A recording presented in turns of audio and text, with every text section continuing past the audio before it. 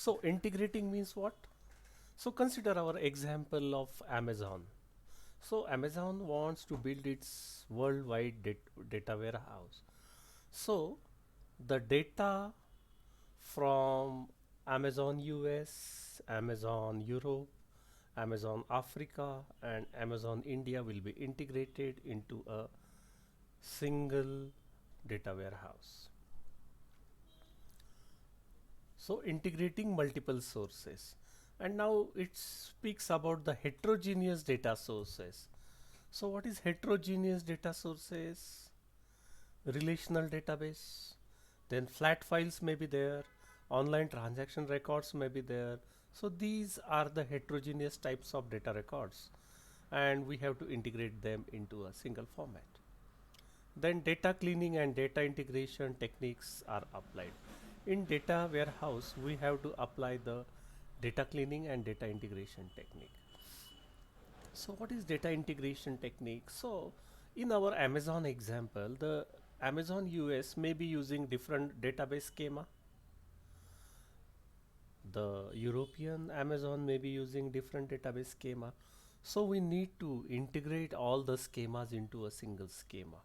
So at some place we have to ensure consistency of the naming convention.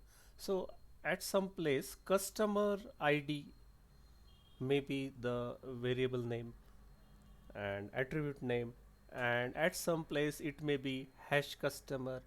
So we have to consider that both are same and we need to integrate in a such a way. Then encoding structures, attribute measures, etc. So what are the attribute measures?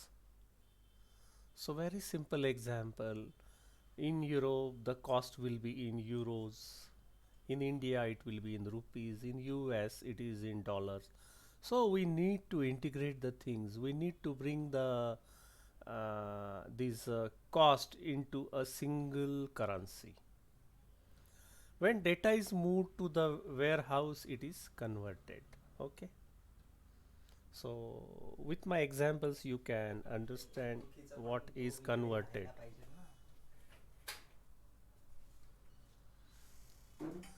Data warehouse is time variant.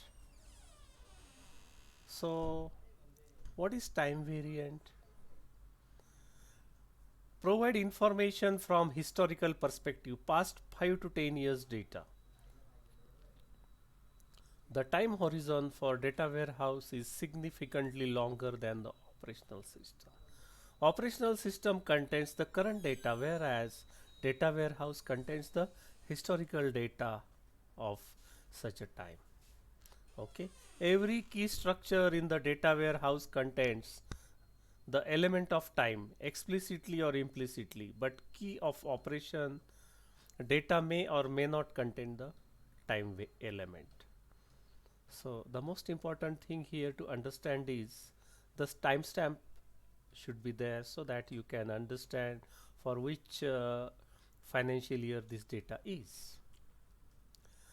Then next, the data warehouse, the data is non-volatile. So what is non-volatile data? A physically separate store, a physically separate store of data transformed from operational environment. So from what is operational environment? Operational environment is nothing but the DBMS. From database management system, the data is physically stored in the separate store and it is transformed. The operational update of data source does not occur. So in the data warehouse there will be no update on the data. Data will be as it is. Only querying will be performed to access the data. You can perform different queries, but you cannot update the data like database management system. Does not require transaction processing, recovery and concurrency control mechanism. Data warehouse will not have transaction processing, recovery and concurrency control mechanism. So you know what is transaction processing. Of course querying will be there, but transaction processing will not be there. Then two phase locking protocol is there, like such a mechanism is not required. Recovery, log based recovery or page based recovery, and the concurrency control, that is okay, as I said, the two phase locking protocol or similar mechanisms are not required. So requires only two operation, that is initial loading of data and accessing of data, and that's why it is called non-volatile, means the storage is permanent. Now, data warehouse versus operational database management system. So generally in exams the question is asked on this, comparing the data warehouse and operational DBMS. And this operational DBMS is also called as OLTP, that is online transaction processing. So you get the question, compare OLTP versus OLAP. So what is this OLAP? OLAP is nothing but the online analytical processing. Online analytical processing is nothing but the data warehouse. So OLTP is the your DBMS system, whereas this OLAP is the data warehouse. So now you can understand that data warehouse is a historical data and our DBMS is a current data where the operations are performed. Major task in the OLTP is traditional relational DBMS. Day-to-day operation like purchasing, inventory, banking, manufacturing, payroll, registration, accounting, etc. And in OLAP, that is data warehouse, major task of data warehouse system, data analysis and decision making. Okay, so what is difference between DBMS and data warehouse? Here data analysis and decision making is there, and here we have the day-to-day database operations are there, like purchasing, inventory, banking, manufacturing, and so on. So what are the distinct features OLTP versus OLAP? User and system orientation.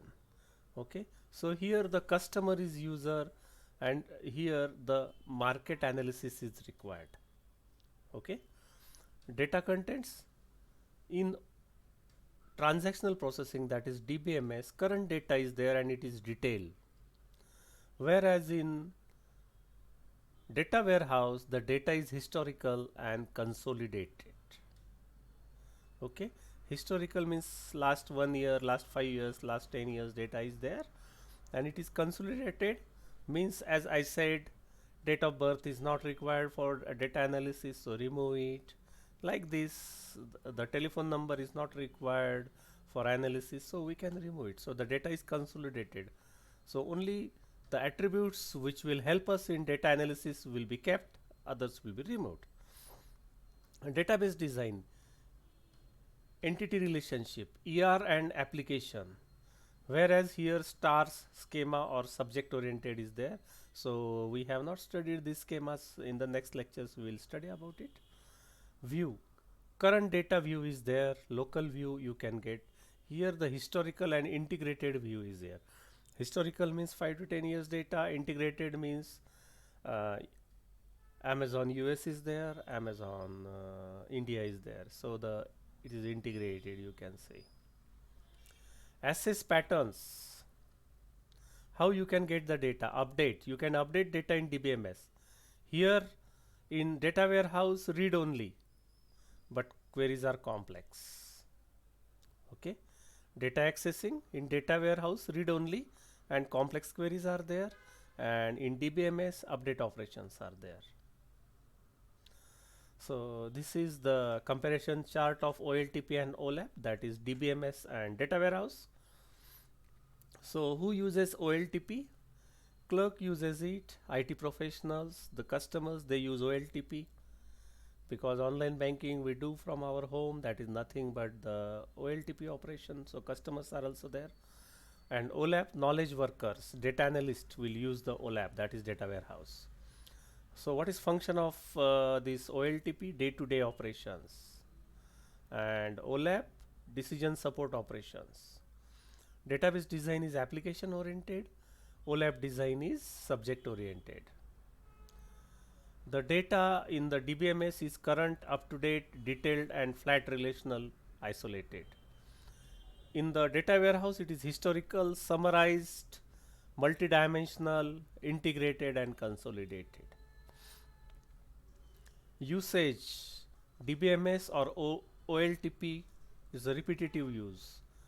Data warehouse, it is ad hoc use. Whenever required, it will be used. It is not required on regular basis. Access: read, write, index, hash on primary key. Here, lot of scans, because depending upon the query, the database will be scanned in the data warehouse. Unit of work: short, simple transaction. Here complex queries will be there. Records access: tens of records. Here millions of records are assessed for the data warehouse because it is a historical data of 5 to 10 years. Users: thousands of users for DBMS, that is OLTP, online transactional processing, whereas in OLAP hundreds of users are there. Only data analysts and experts can use the data warehouse. Database size is 100 MB to 100 GB, whereas it is up to 100 terabytes.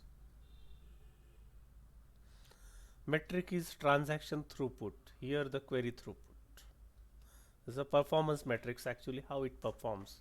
So throughput, transaction throughput, and query throughput, and response time is also important in the data warehouse.